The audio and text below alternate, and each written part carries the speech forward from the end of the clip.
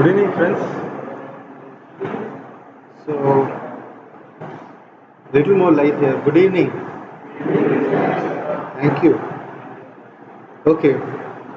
So yesterday we were talking about we had a very basic introduction to what the contracting system is, what a tender is. Okay. There was one doubt asked about EMD. I realized maybe I should have told a little more. EMD is like a partial deposit, I told. If suppose you are making a bid, it may be that when you say bid, it's like in an auction. You know what an auction is, right? People keep asking various costs. In the same way, for a tender, you make a bid, but you make it in writing. You can make it only one time. So when you are making the tender bid, if you are simply for the fun of it doing, and if I give you the job, the chances are that the job is not going to get complete. There's going to be a lot of problems. See, how many of you are following the Chennai Metro? I'm not too sure. However, there was a contracting company called Gammon. It's all over the newspaper. Okay, so I'm not simply putting it. I can be a little forthright with my language. So, what happened to Gammon? Gammon was just hold on for 1 minute. Let me put my voice recorder on. Right. So Gammon, what did Gammon do? It took a contract, it couldn't complete it, and then it abandoned the job. Because it abandoned the job, what happened to the buyer, CMRL? He lost a lot of time. He has put a lot of people into inconvenience. The Gammon people are actually doing the underground portion. And underground portion, they make a cut and then they are going to fill it up. Okay, so that means both sides are using a lot of land. So if you are a person who is familiar with Chennai, you will find that it has been a very annoying experience. So people didn't like that entire thing. So this is a problem which you will face if you give your job to an incompetent person. Of course, I am not saying Gammon is incompetent, but it can so happen that other people are bidding without seriousness. Okay, so to avoid that, they collect this EMD. But EMD is a little like, as you make the bid, you put a EMD. So once you look at the various bids, you see the technical qualification of all these people. You see the financial capability of all these people. And at the end, you come to a conclusion that XYZ company can be given the job. So when you give the job, the other people who bid for the job are not going to get any benefit, right? When you make a tender, when you make a bid, you expect returns out of making that bid. So the other companies, they don't lose the EMD. They don't lose the honest money. The honest money will be returned. Only thing that happens is, if suppose the tender negotiations going on for a very long time, the EMD gets locked up. The EMD gets locked up. What is EMD? Earnest money deposit. Okay, earnest money deposit. Once you get a job, earnest money is returned even to you, but before you start, you will be asked to pay a security deposit. Why do you need a security deposit? It's much like what they do in your hostels. It will be a significant amount. Typically, what happens in a contract, when the contractor is doing the work, he may damage the property of the owner accidentally. Okay, so to make good such losses, we have to do this. See, if suppose you are going to do a brownfield job, what's a brownfield job? That's a good question. What's a brownfield job? Brownfield job. You got two things, two classifications of jobs: greenfield job, brownfield job. Greenfield is where the property, where the site is fresh. No construction is there, nothing is there, nobody has damaged the natural beauty. Okay, that is called a greenfield job. So if suppose you are going to install a new power plant, okay, nuclear power plant just outside Vellore, it's going to be a greenfield job. However, if you are going to augment the capacity, generation capacity of a power plant, it is called as a brownfield job. So typically in a brownfield job, what happens is, you have many existing services running. So a contractor who accidentally what shall I say? Safe, don't worry. A contractor who accidentally disrupts the, say for example, an important cable, because we have done it. Our contracting firm has torn many communication cables because the excavator went and just dug up without a trial pit. It always happens. So the owner will make good such loss. Sometimes your production also gets affected, which is very costly. So that is where a security deposit comes into picture. Okay. So we saw that there is a tender document. It tells what is the expectation of the buyer. A buyer cannot change his mind. He cannot say I want pink color after he told I want gold color. He cannot change his mind after he takes some very big decisions. He can change his mind, but if he changes his mind, correspondingly what will happen? The cost will also increase. Usually the smart contractor makes his money because of such changes. And now contracting system has become quite mature. Okay. In India, at least for the past 50 years, more than we have got independence, we were more than 50 years ago, but the experiences like pure Indian experience, where the contractor is trying to cheat you, where you are going to lose money or where you can make money, are all known. See, I'll tell you one small example. One of my colleagues was designing, there was this floods in Chennai, right, in December. So in one of the hospitals, the generator went underwater. And you can very well imagine what it means to a big hospital. So it was immediately brought to the notice that, why nobody thought of such a scenario. But it was an improbable scenario, but it happened. So they wanted all the generator sets to be raised by at least 1 story height. Now, this is a very big contracting company. So they put all their margins, they covered all the loss in other projects into this project and gave a bill, or they gave a proposal.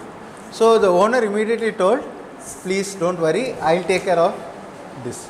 Okay, suppose I come to your house, I say that, okay, you want to make a AC hole, okay, let me just demolish this portion of the wall, I'll make a perfect hole and then give you. Will you accept a contract like that?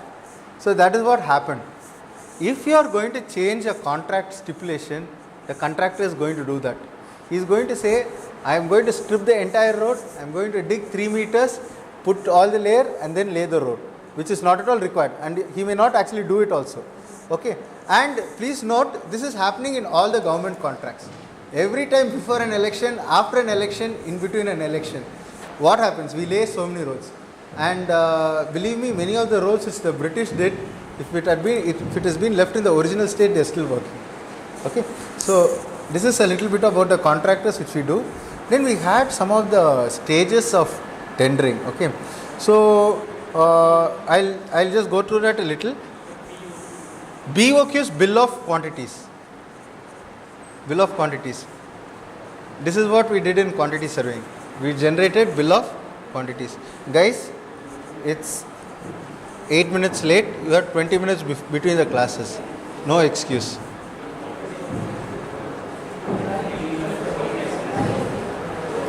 Okay, NIT's notice inviting tender, EMD's earnest money deposit, and BOQ's bill of quantities. Right.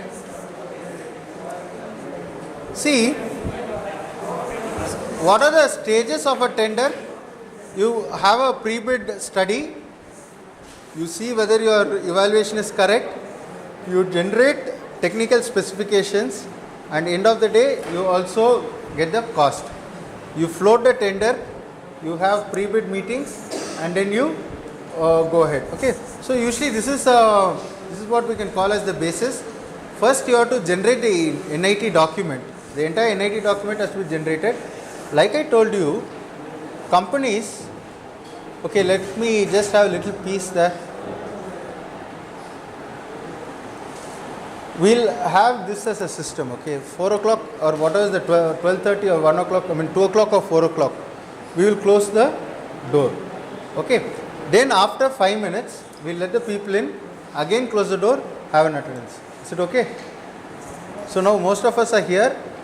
So, and if I'm going to plan on taking like almost 2 hours, I'll keep a 10-minute break in between. If required, there might be 2 attendance. You have to be present in both the attendance to get attendance for that day. Okay. So this will be the system. There is a change in the policy of attendance. Ask your friends afterwards, and you sit here. Yeah, sit here in the front. Right. So we've got the NIT document generated by the owner. Then there is a period where you can buy the NIT document. You study your NIT document. Usually most of the companies are very smart. They know where they have been cheated by all the companies. So they'll keep a full stop in all these places. Okay. Then you got a pre-bid conference. There you can tell your views. You can have inclusions, additions, deletions in the NIT document during the pre-bid conference. Okay. In a pre-bid conference, all the bidders are called. 20 bidders, all the 20 bidders are called. We'll all be sitting in around a table. If suppose you are going to have a multidisciplinary contract, your electrical engineer will be there, civil engineer will be there, mechanical engineer will be there, any other like process. If suppose you go for a chemical engineering system, you'll have a process engineer. All of them will be there shooting their views at the owner. But the thing is, whatever XYZ company says, ABC company will also know. Unless XYZ has such a different or patentable system, he will tell the client, look, I'll give you a discount of 20% and this will be part of my bid. But I'm not willing to disclose it at the upfront. I'm not willing to disclose it to the other parties. So that sort of things are also acceptable. That sort of contracts, negotiated contracts also do take place. Okay. So this is about the pre-bid conference. After the pre-bid conference, the minutes of meeting will be prepared. This will be circulated. Please go through the tender documents in either tendervisa.com or in a PWD of your state. Okay, many of you are from different states. You might prefer to practice in your state. Okay, your state PWD has its own works manual. Go through that. It is usually based on the CPWD works manual. So that's why we are using CPWD works manual in this class. Okay, then once you go through the works manual, a lot of things will get clarified. Okay, now I am coming back to this one. So all your addendums, okay, I'm sorry, I told you this because in your website, in your CPWD or PWD website, there will be a corrigendum.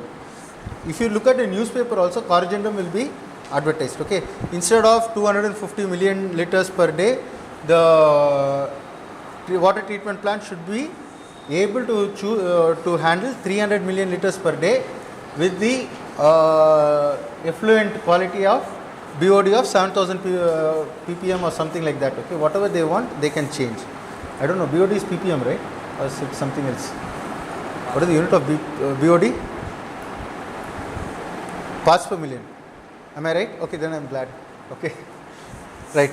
So coming back here, so this sort of change in specification can be given a corrigendum. Okay, so please look at a corrigendum.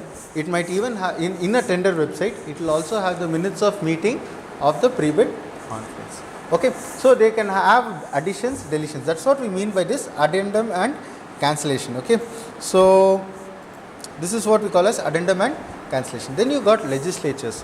You may have a change in legislature. Instead of Pune, they may say Bombay courts will prevail. Something like that they can change. So assumptions which have been done. So some fundamental assumptions would have been done. In Vellore, it's a very hot and dry place. It doesn't rain for the period of say January till November. So it means December only it rains. But if suppose a condition like this takes place, then the variation could be asked. So something like this is an assumption. So you may have some reservation. I don't want you to do these things. I don't want any Chinese product in my power plant. It's a reservation which the person has. Or I don't want any Indian product put into my power plant. Indian quality is very poor, even if you want to go to Chinese. So that's a reservation which the person has. Okay. So you may have a reservation against the Indian standards. You may say, or you may say no ASTM standard is to be used. Only relevant Eurocode or the Indian standard can be used. So anything like this can take place. Then you got opening of the tender bids. So there is a date announced. They do it on that date. Okay. Then they evaluate on various parameters. The parameters we use are the technical competence. Okay, and the technical, that is the technical part. Then you got the commercial part. In a 3-stage contract, you will have to pre-qualify. Can I ask you to come here, please? Yeah, you come here. Yes, you are my favorite student. One of the few people I get to have had the most contact with.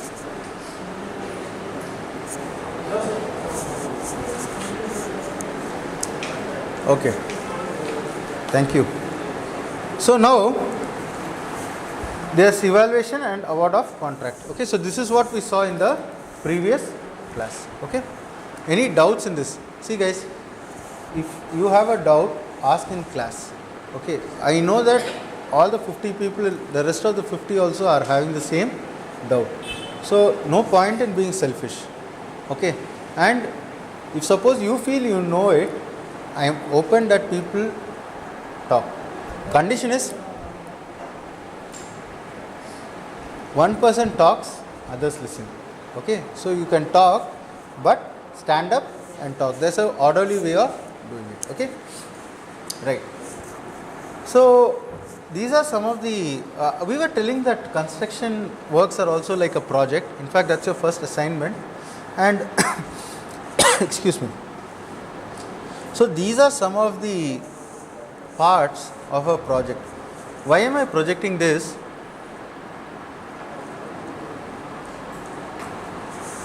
Yeah, what's the doubt? What's your name? The one with the glasses. Yeah, you also. What's your name? Sorry. Yeah, he is also. Yeah, tell me what's your name? Oh, no problem. See, if you are having a doubt, you ask. But I want to know your name here. I forgot your name. Abhinav. Yes, Abhinav. Thank you, Abhinav. So, right. Now, this is a little bit of project. Why are we going through this? We are saying that construction works are like a project, right? We call construction works are projects. For this reason, let us just have a little bit of idea of these concepts. Okay. Now, many of the we were discussing that Project Management Institute has developed this concept of running a project into a body of knowledge. They got so much of ideas and so much of learnings from past projects that have made it into a field of expertise. Okay. So now this expertise, this system, what they have developed is applicable for construction projects. Okay. So any project you take will have some change involved. There will be some, it will not be the normal thing, it will not be anything usual, and no two civil engineering projects are the same. Typically, no two civil engineering projects are the same. Okay, there is some difference. Projects run for a fixed period of time, unlike an operations. What do you mean by operations? You have a wastewater treatment plant, you are the engineer there. Okay, every day the same sewage comes, you take it, you test it, you discharge it. However, if you are a construction engineer constructing that sewage treatment plant, you will find that it is a separate, different challenge. You may be working in the same city. However, that locality will have certain unique features which are not there. So that's why we call it as temporary. Projects are cross-functional. Whenever I worked in L&T, in CCCL or in Saipem, all these three companies, we always worked with other discipline engineers. Electrical, mechanical, process in Saipem. Process would not be there in the other two civil engineering companies. So always what happens, I have to express my viewpoint to these persons in a language they understand, and to appreciate another discipline person's problem, I have to understand their language, or they have to talk in my language. So projects are unique, projects have uncertainties. If you go to any of your internship, did you notice uncertainties? Can you give an example of an uncertainty which you saw in a project site? Huh? Okay, so see, for example, strikes. can happen anytime. Labor unrest. It is very simple. A person might get injured, a person might die. There is a lot of unrest. Okay, so many things which you think will happen does not happen. And projects have cost involved. When we say cost, you have to be able to absorb that cost so that the project is finished successfully. And every project is having an element of risk involved. Okay. So these are the cost of components of projects. Projects have cost. Projects have a time component, which we will also call schedule. Project has a quality. Okay. Projects have a quality. Okay. So all this comes and forms the scope of a project. Okay. And they are also this is also called as the triple constraint of a project. What is this triple constraint? All these three are expected. If you say I will do the work very fast, I will do the work very cheaply, but please don't ask me about quality. Will anybody give you the work? Or you say I will give you very good quality, but don't ask me about cost. Schedule is my schedule. When I want to finish, you will get it. See, DRDO of India does many research projects like developing missiles, developing helicopters, and they take 14 years to 20 years to complete the project. Okay? So, is it acceptable? Huh? Yes. Correct. But in 20 years ago, the concept of GPS was very less. Correct. But my thing is, 20 years ago, what concept he had, he's developed into a product after 15 years. Will it work? So the product that is developed will be with time with the Okay, right. See, end of the day, what happens is the benefit is lost. Okay, the benefit is lost. See, one of the biggest projects where construction projects where people learned was Hoover Dam project. So you can go through that Hoover Dam project and see what learnings you get. Okay, see, you can say quality is going to be very high, but end of the day, after 20 years, if I am going to bring you Nokia 1100 or one bigger than that, it was like a walkie-talkie cell phone. If I give you, please take it with you wherever you go. If I give my son that walkie-talkie sort of cell phone, do you think he is going to accept when he goes to college after 20 years? Or maybe in 16 years, okay, 16 years ago, mobile phones first I saw. Okay, today it is doing almost all the works, including the voice recording, which my voice is getting recorded onto my mobile. Almost whatever I want, it's different from the 1100. Will it be acceptable 20 years down the line if I give this phone? That's what I mean. I want to develop this phone in India, and I'm going to say after 20 years you get it. Okay? You yourself think, if your father is going to give you that old phone, okay, where you are having the dial, while the project is being done, even if it takes 14 years, the project that is developed will be in time to that time. No. See, that is not the thing. You are asked to develop a product, and you say after 20 years only I'll give the delivery. In 20 years, so many things happen. So technology also keeps improving. He is not going to incorporate all the technology. He is going to only do what he thought he is starting with. He is not going to do it. That is the problem. Okay. Because if you are going to do a project, you are having an NIT document which is going to specify what you have to give. Okay, we will discuss this a little later. Okay. So if you look at this, this is what a project manager does. This is what you are expected to do. Look at time, look at budget, look at the resources which is available to you, and plan, execute, and of course even follow up.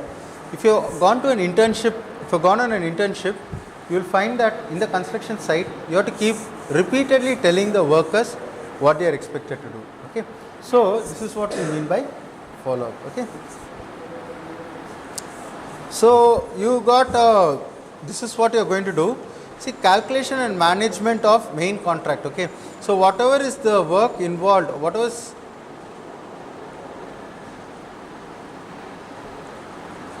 is to be done for the main contract. Okay. If you sit and work it out, that is part of your project management. Okay. Then within individual units means a project will have so many small things like excavation for foundation, doing the concreting. So how you are allocating resources within all of this, that is project management. Okay, so you may have to render different services. Okay, like for example, you may have to be a PR person sometimes, you may have to be a quantity surveyor sometimes, you may have to do some other totally different role, like ensuring the hospitality of your client who is coming. That also becomes a service in project management, literally speaking. Quality management, without quality nobody is going to accept a product, nobody is going to accept a project without quality. And you need to have a financial management strategy. We spoke about it yesterday, I am not going through it. Then there is the legal aspect. Okay, so if you are going to go to another country, the laws are different. If you go to another state itself in India, laws are different. Okay, for example, in Bombay, if I am going to take a car from Pune and take it, you have to pay octroi. If you buy a TV online, eBay will say, if you live in Bombay, you have to pay the octroi. Okay, so the rules are different everywhere. So you have to understand the legal aspects very clearly before you go. These are the forms of contract. Okay, I am calling this as main contract. When you have a very big job and you fix the responsibility on one person, that person is becoming the main contractor. Okay, so if suppose you look at many of the joint ventures, okay, so L&T is tying up with say Gammon or some other company. Okay, so then that becomes a joint venture. One person is responsible for the entire contract. He is called as the main contractor. If anything goes wrong, only he is held responsible. In grouped contract, the buyer will separate the individual items of work. I have an issue here. If you are talking, I know this is I don't want to explain more, but I don't want you to talk. I don't want you to disturb that guy. Okay, now coming here, I am talking about this individual trade contract. So for instance, many of the contractors know some people are very good in electrical work, so they will give outsource all the electrical works to them. Okay, so this is what we call as a group contract. For instance, if you take a power plant, the coal handling system is done by one contractor, the boiler will be done by another contractor, some of the ash handling system will be done by another contractor. So this is what we call as group contract. These contracts are given by the contractor or the buyer? Buyer. See, when you are having when I am calling this main contract, no, BHL for instance, he will take the entire package. Then he will give coal handling package to one vendor, to one contractor. He will give the ash handling system to another, and like this he can do. But when the owner, say for example NTPC, is having an issue, he will not call the smaller contractor and ask why he did a work. For example, L&T may have been one of the contractors. L&T may be bigger than BHL in contracts, but L&T is a subcontractor to BHL. So only BHL will be held responsible for the problem, not anybody else. So that means that sort of contract is what we call as main contract. In this group contract, individual trade, in the group contract, the grouping is done by the owner. He is himself going to do it. Okay. Then this EPC or turnkey contract is the most popular or prevalent thing now. The entire risk is transferred from the owner to the contractor. The design is the contractor's. In case something fails, the contractor will not say, look, you gave the design, I did only the construction, I did it according to your design, it failed. That is not going to hold water in a EPC contract. The technology, any technology transfer which is involved. See, for instance, Saipem had a urea license. That is, they patented a system to manufacture urea. So if suppose you want to construct a fertilizer plant and you want to use that technology, L&T is the contractor for instance. They should go to Saipem, get the license for the product, do the technology transfer if required to the buyer. Sometimes technology transfer may not be allowed, but what will happen? They will say that any problem comes, Saipem will take care of it and he will solve the problem. So all this sort of licensing and other agreements has to be done by the EPC contractor. So we call them also turnkey because it's like the owner has to just go into the plant, turn a key like he is starting a car. When you buy a car, do you go and tell all the things? You say, I want a car, you give you a customization. I want leather upholstery, I want wooden panels. That's probably what you do. but you don't go and say what engine you want and all that, right? You get a product, you go and turn it, you get a thing. Maybe you'll say all that also, but you don't go and do the hard engineering. That's done by somebody else. Okay, so that's what we mean by the turnkey contract. Okay. Another very important thing is risk management. Okay, what is a risk? What is risk? You are taking a course, probably taking a course with me. Will I pass? Will I fail? I don't know how many of you thought of that. Do I risk it? Risk with John. Okay. So this is actually what we call as risk. Okay. So basically, whenever you join an organization, first thing which you have, when you are called an ISO organization, you have a quality standard. In that, mostly it will be checklists. A checklist will be given to you the moment you start. If you are working in a design organization, you will have a checklist. Is all the input required available? So that will be the heading. Are loads given? Are machinery given? Is the location of the machinery given? Is the elevation known? Are all the load points understood fully? Is there? Then they will have any other remarks. This is a checklist. Okay, this will be common for all the projects, irrespective of the project. The moment you are given a design and you are asked, you are asked to design a structure and you are given input, you will attach a checklist to the design and see. Then after you finish the design, you have another checklist. You will be asked, have you done all the loads? Have you considered all the loads? Then you have to tick it. Have you considered all the levels and other things? You have to keep ticking all those points. And then have you checked your drawing? Have you checked your work? For in an ISO organization, you will have colors. If you look at a drawing, it will be full of yellow. Yellow means it's very good, no mistakes are there. So if you are having red, what you are doing to correct it? So all these things are put in you put it as a checklist. So have you checked your drawing? When you check it, it means when you put the tick mark, it's called checking it. So when you put a tick mark, it also means that it has to be done. Now in a tender, what happens is that location given properly? Is the weather condition known? Do you know where the nearest airport is? Do you know who's the any salient feature or anything which is like all the loads, everything, things like this will be looked into. So this is what we call as a contractor's checklist. This is developed with experience. In one project, you may have forgotten to know the frequency of a dynamic load. Okay. So what would have happened? The structure would have started to vibrate. Now, next time what you do? When you get a similar structure, you also ensure that you get from the client whether the dynamic load is given to you, whether the frequency is known, whether the amplitude is known. So this will be incorporated into your checklist. So this is what we mean. And sometimes we have checklist for clients. We know what NTPC tender will be. We know how a Dasturco tender is going to be. We know how a TC tender is going to be. We know where these people will not give input. So that will be the first thing we will see, the weakness. Then we will see whether the other details are available. So this is the first work we used to do whenever a tender document was given to us to prepare a bid. Okay. So next we have project diaries. What are these project diaries? Project manager and every site engineer is expected to record everything which they do. Okay. See, I don't know how many of you took your project diary seriously, your internship diary. Okay. So if you take it seriously, you got a lot of learnings in that. Today of 10 workers, 8 turned up. Today's work, 2 workers could have done the job, 4 were simply sitting and gossiping. So that means it's a learning for you. So this is what we mean by risk. So sometimes it may so happen that you wouldn't have brought the correct crane. Okay. Have you seen very funny accidents? Long trailer carrying a huge vessel, it will go, suddenly it will stop, topple over.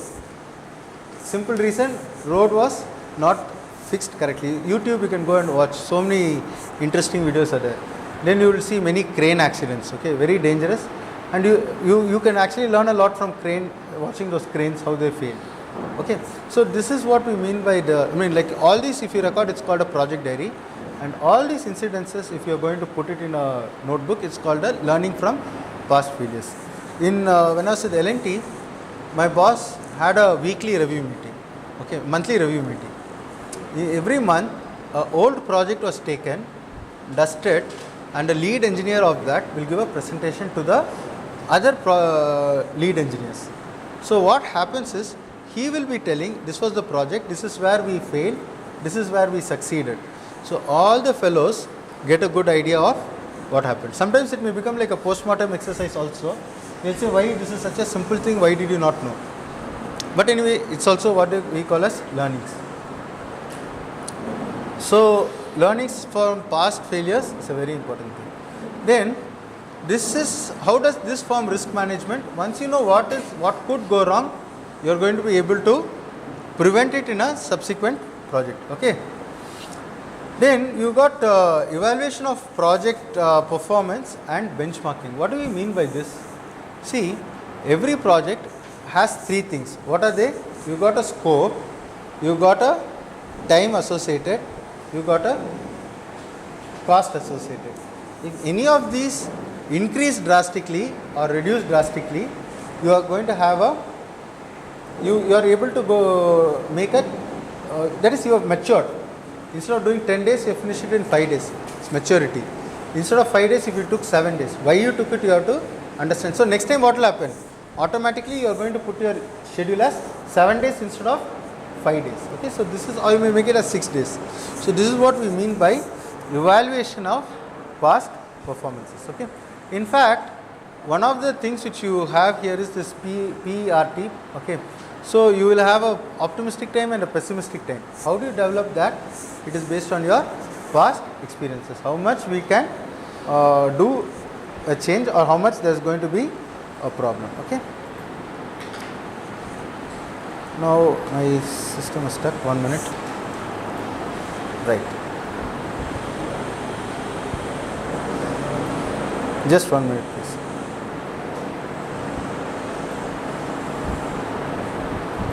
Right.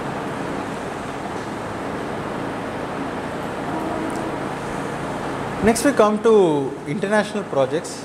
Okay. What is an international project? You have anything? Is he disturbing you? No. Okay, what's an international project?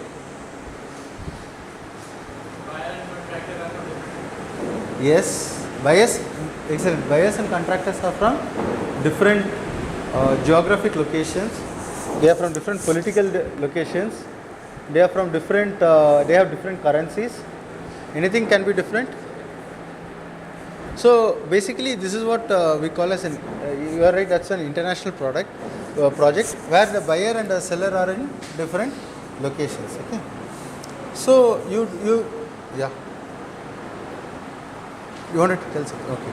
So you want to achieve a common goal. That's what a project is all about. Okay. So what's the benefit of having a international project? You're going to have global expertise from various people put in. Global expertise of various people are being clubbed into this. Okay. So that is the first thing. And another thing is, if you are actually having a cross-border project, work never stops. In fact, today we have the concept of BIMs, Building Information Modeling. People work in various time zones, and the moment a person stops work in one time zone, another person will start to continue from the same point where he stopped. Okay, this is called Building Information Modeling. Today, Indian companies are planning to send their drawings to site on tablets. Just like how VIT wants to conduct CAT on tablet, drawings are going to the site on tablets. Okay, and BIM is amazing. Okay, so this is what we mean by saying that work never stops. An Indian might have done work differently than what they are doing in another geographic location, and he or she may actually give very good benefits. Okay, so these are some of the challenges. You need to select the right partner with whom you are partnering for the project. You have to get the right kind of project. Okay, if you don't do the right project abroad, you are going to be in trouble. Okay, for instance, a small, like an Indian company might get an offshore platform, oil platform, but unless he's having a lot of experience in that, unless he knows what is the situation, what is the condition there, he is not going to be successful. Again, there is something called providing effective leadership. What do we mean by this? If you look at any of the, we used to get mail from Italians. It will be very informal. John, they may greet you or not. The drawing which you sent should be modified by such and such. I mean, like by doing this change, and it has to be sent by such and such time. Chow, something, some name. In India, if you write a letter like that, if you see the letters which come to me, respected sir, sir, Sri, like that it comes. Okay, humbly, all these words will be there in an Indian letter. This carries on to the office site also. Sir, I humbly request, my sister is getting married, I must go, please consider the request. Okay, so this is if suppose an Indian is going to get a letter from the European like this, will he find it, will he like it? This is what we mean by providing effective leadership. The vision, the model of a leader is perceived differently by different people in different cultures. Okay, in different cultures. In fact, I was watching a very nice video of the Bhutan's Prime Minister. Okay, so it was a TED talk on how they were giving more than what they were destroying of the carbon, greenhouse gases. Okay, so it was very nice the way he was talking. So he was talking about the way he was clothed, the dress he wore. He told it's different from what you wear, but it doesn't mean that I am. Probably you should see it. So when you're looking at it, the way a person looks is going to play a very important role in a project. Okay, so the vision of a leader is totally different or perceived differently in different geographic environments. Then there's an uncertainty in the changing ecosystem. What do I mean by this point? See, we were looking at a project in Iraq. Okay, now how stable is the political situation in Iraq? If I invest say $100 million in Iraq, what is the guarantee that I get back the returns? Or I go to Turkey. Today there's an advisory. Please don't, Indian students, please don't go to Turkey and study. Ministry of External Affairs is given. Okay, so suppose you are going to go. See, very good example. What I always like is Keynes Energy, Vodafone. They come to India. After they came to India, what did they find? They found that tax system is not well developed. Okay, Indians, if there's an advisory which says if you are going to go and invest in India, please be careful. Okay, so it means that our ecosystem is not very friendly for business. Okay, so if you are going to go abroad and start a business, you have to be very careful. Okay, do you have any doubts or anything in this thing which we saw? Okay, so what is the relationship which we are having in your tendering in all these points which we saw? Now you are going to sign a contract on a global platform. What are the risks that you are taking? What are the risks your company will take? Till now what we saw, when you join the company as a site engineer, please ensure that you know what is the job your company is doing. If you do something wrong, is your company going to get penalized?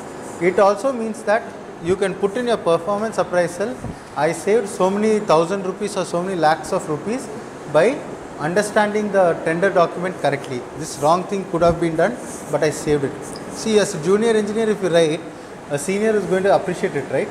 So this is why as junior engineers, we expect you to, I want you to know what happens in a tender. Okay, right. So this is a very brief thing of what we did. Okay, so these are some of the steps which you do in from a feasibility report. You get a statement of requirement. Okay, like what is actually going to be done. This is the tender which you get. Okay, then you get alternate design which you can explore. Then you will establish the scope of work for each person. We told that you can have a contract with different levels, right? So what happens is when you are going to do the study, you generally call it as FEED, FEED, or front end engineering design. Saipem used to do front-end engineering design for many projects. In fact, for many of the Reliance projects, Saipem did the front-end engineering. So what they do, once you do the front-end engineering, you got a lot of idea of what the scope is, and we know what could be the alternate designs. Once you have an understanding of all this, you can establish what is known as WBS, or work breakdown structures. Okay, so many companies, many contracts work on the principle of WBS. So some contractors will be restricted to certain WBS only. Okay, Saipem, for instance, if a WBS was not given, Saipem used to generate its own WBS for a project. So once you know, you can do all these things. You can do, you understand the cost, you can understand the time, and you can understand the schedule. Okay, then you will have to interpret a lot of survey reports. What are the survey reports that you get? Usually you get a geotechnical survey report, and you get a topographic survey report. Sometimes you may go for subsurface, or like from the sea, okay, suboceanic,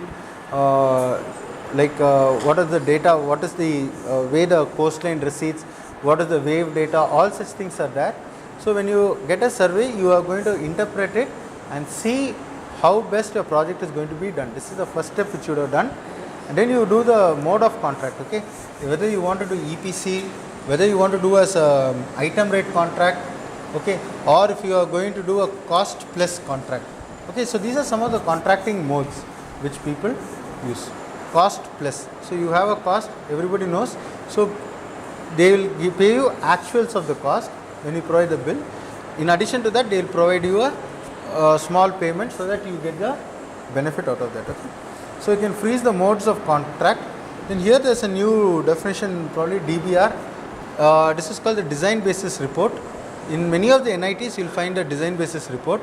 In CPWD works, you normally don't see a design basis report, only because the CPWD works manual covers it very extensively. So you don't have to make a separate report. Okay. Then you will have a commissioning strategy, how you are going to test all the lights, what are the acceptance criteria. Okay. So all these things are normally given, and this is a chart which shows how the manpower requirement is going to be there. So once you are going to get all these things, you will typically see how much manpower is required at what stage and how things are going to go. Okay, I wanted to do a little bit on arbitration, but we can have a, can we have a break now? Okay, we will have how many minutes break? 15 minutes break. Okay, that means it will go till 5:05 and we will have a class till 5:50. Okay, you can go and come. What? 5:40. Then there is no point in having the break, no? Okay, can I give you 5 minutes break at this? Huh?